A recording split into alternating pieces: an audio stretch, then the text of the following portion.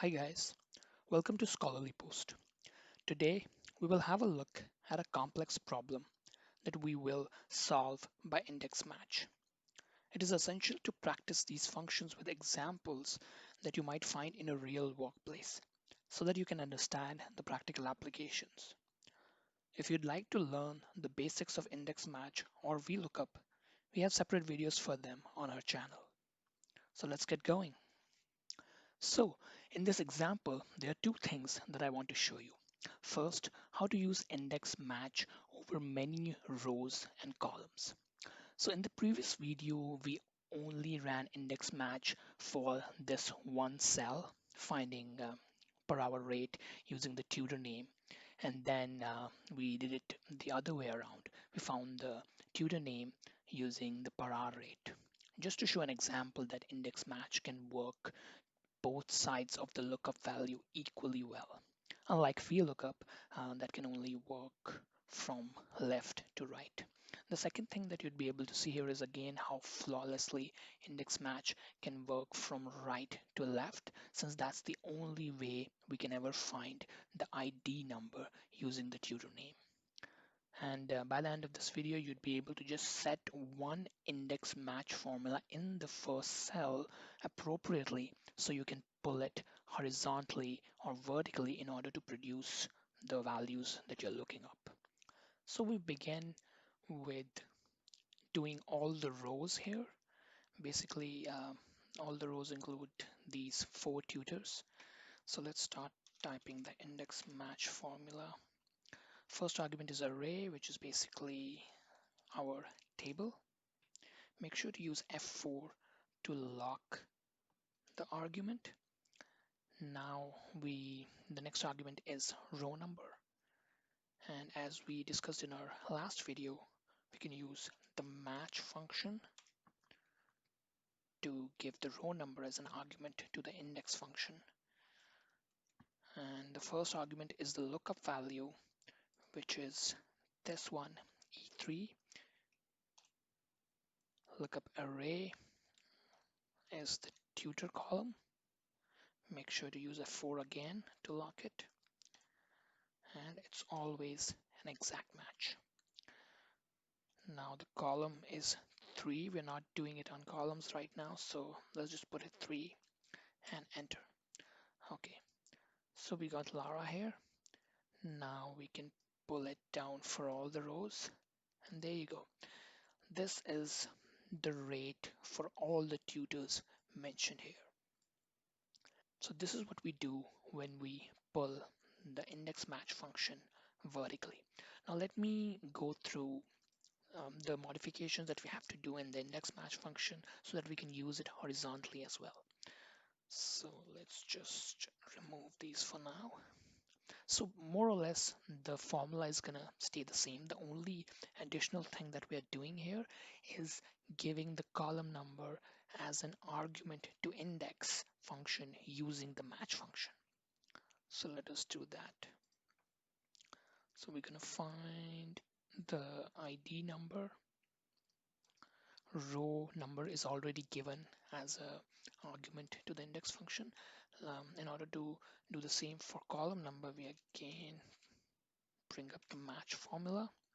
The lookup value is this one, because this is what we are looking for. The lookup array, well, this is where we have to find rate, or as in like the rate, which is the title.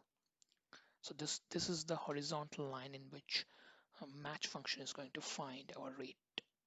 Make sure you use F4 and it's always an exact match. This shows an error. Yeah, so there we go. We have an error here. Now, what is this error all about? Well, up until now, we were using it pretty comfortably up until we were using the match function to just tell us the rows. But as soon as we started giving the column number as an argument using the match function, it's giving us this error. Now, did we do any mistake while setting up our column number using the match function? We did, didn't we? Now here the title of the column is rate, and in our table the title of the column is hourly rate. Now, the match function, what it's doing is trying to find rate in these three cells, but is not being able to find it because it does not exist there. What we need to do is always make sure, especially when we are moving the index match functions horizontally, that our titles do match. So let us copy this title over here and boom, there you have it. Put it this way. And we have an hourly rate over here. Now this function is complete. Now there are a few things that we want to be very careful about. So for example, when we pull this formula vertically, we have to be very sure that the row of our lookup value does not change. So we make sure that the row is locked up. And similarly, when we're going to be moving it horizontally, we don't want the lookup value of our other match function um, to change its column. So we're going to make sure that the column is locked up as well. There you go. So now this function is set to be used in the entire table. So we can bring this horizontally, and we can bring this as a table in. And as you can see, all the values are absolutely correct. This was a very small table. We had just 4 rows, but the same logic applies to a very massive table as well. You can have 100 rows, 100 columns in here. The logic that's going to apply is going to be the same. So let us understand, how do we set up the very first cell in such a table so that we do not have to change it at all, and then we can pull the formula from that cell both horizontally and vertically. So let us remove this. Use an index function. So always make sure when we are giving an array, make sure you give the entire table. So here, this is what we're going to do. We give the entire table. Make sure to always lock it using the F4.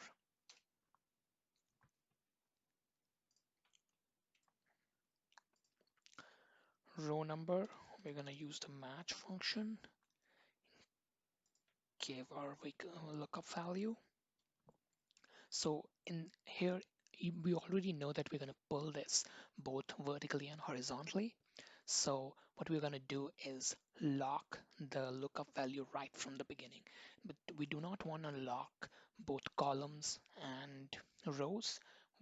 The only thing that we're going to do is lock the column, because when we pull the formula down, its rows gonna change. Similarly, for the next match function, its columns gonna change. But what we don't want to do is to move this VLOOKUP value beyond this column.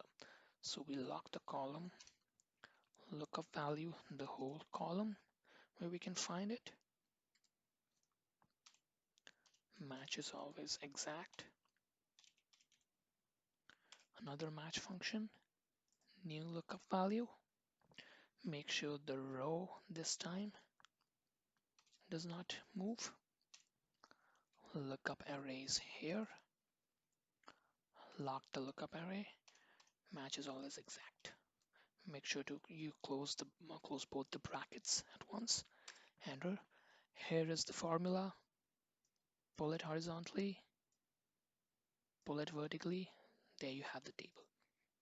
So that's all from me, guys. I'll be back with more Excel videos. Till then, ciao.